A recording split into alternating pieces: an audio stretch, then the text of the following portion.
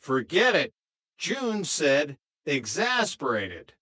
I always have trouble getting loans, even though I go in there with 10 impeccable references. What's the trouble? Sel asked. They always check them out. June sighed.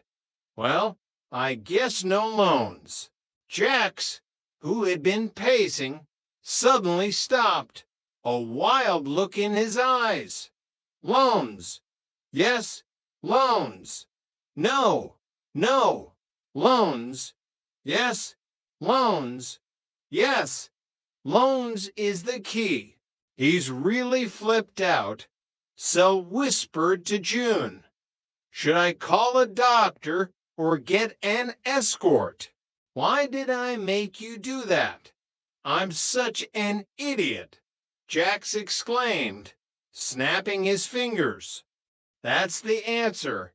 There is a financial aid department at my school. They give loans to students in need. They have to make up a really sad story. Well, you've got one, June said. You were robbed, weren't you? Yeah, Jax agreed. And if you don't pay the rent, they're gonna throw you out on the street. Sel added. Yeah, Jax said, nodding vigorously. And just to clinch it, tell them you've got 2 weak girls depending on you. Yeah, June and Sel chorused. Well, what are you waiting for? June urged. Can I tell them you're pregnant? Jax asked, his eyes twinkling. Get out of here, June shrieked, throwing a pillow at him. Jax, now at the office of Dean Atherton, the financial aid officer at the Culinary Canvas Institute, was putting on his best hardship case performance. Now, there are just a few questions, Dean Atherton said, a kind but weary man. What did you want this money for?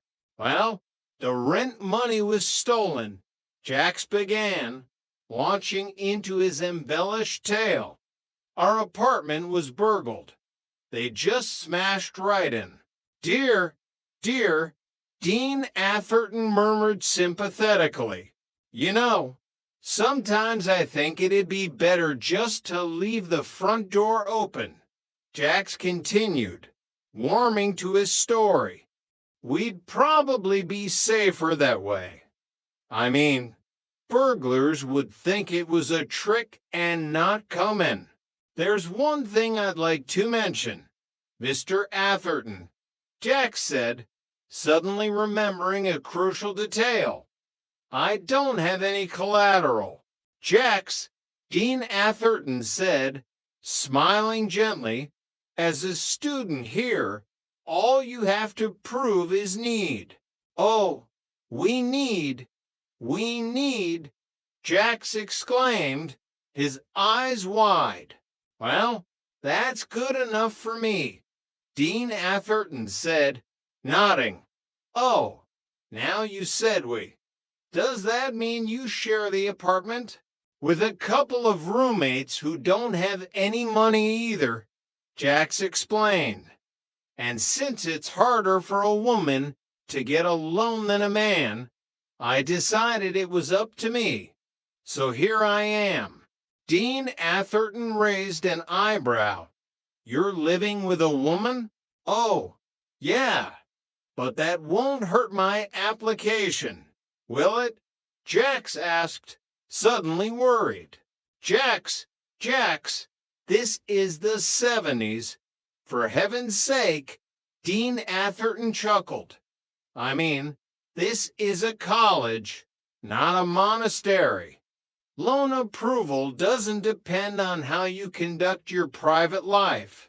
Oh, good, Jax said, relieved. She doesn't happen to be a student, too. Oh, no, she's a typist, Jax replied. Oh, yes, well, that's all right. Now, What does your other roommate do? Oh, she works in a flower shop, Jack said. I really appreciate this, Mr. Atherton. You live with two girls. Jax, caught off guard by the sudden repetition, stammered, You know what's so nice is that you seem to have a terrific understanding of my problem. It's a real load off my mind. Believe me, two girls? That's right, Jax confirmed, trying to sound nonchalant. Well now, well, how long did you want to take to pay this off?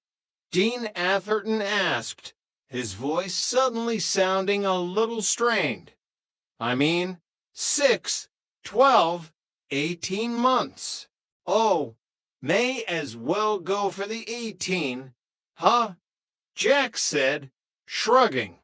May as well. You live with two girls. It's like they're lovely, hard-working. Jax tried to explain. Oh, yes, yes, yes. Now, $300, Dean Atherton said, quickly changing the subject. Are you sure this is going to be enough? I don't believe in biting off more than I can chew, you know, Jack said confidently. Let's see. I figure what? $300 if I can save $20 a month. To girls, Dean Atherton interrupted, his eyes wide. Mr. Atherton, I don't want that to bother you, Jack said, leaning forward. I promise I'll pay back the loan. I know I work a 6-hour school day and I have to study all night, but I also find time to pick up part-time jobs. When Dean Atherton asked, looking utterly flustered. Jax returned to the apartment, looking utterly dejected. June Ansell rushed to meet him. What can I tell you? Jack sighed, collapsing onto the couch. I almost had the money right in my hand, and then Mr. Atherton asked me about my father, and that ruined it. Are you illegitimate? So asked, why died?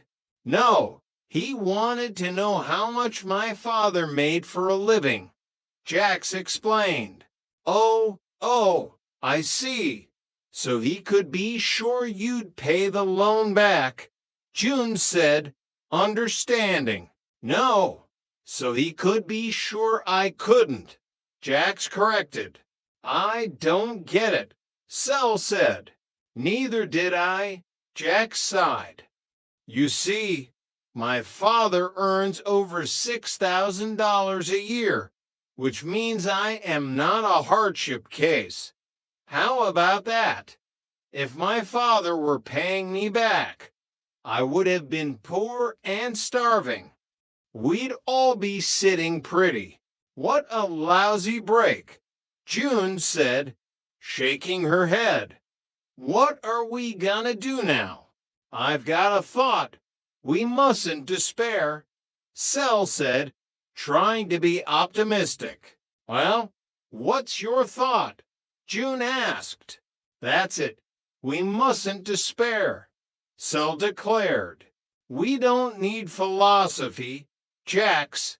We need money, June exclaimed, exasperated. Just then, a knock on the door. It's the Rattlewoods, Sel whispered, panicking. I'm taking a shower, Jax yelled, bolting for the bathroom. We'll keep him out for the night. June suggested. Are you kidding? Keep him out. He'll be back as soon as he figures it out. Sel cried. It's the Salty Siren Tavern for us again. Grab your coats and let's get out of here. They scrambled for their coats, but before they could escape, The door opened and Sly Rattlewood, followed by Hattie, stepped in. Okay, how'd they get away this time? Sly muttered, looking around the empty apartment. Hold it, hold it. Come back here. This time nobody's leaving. Harriet, lock that door.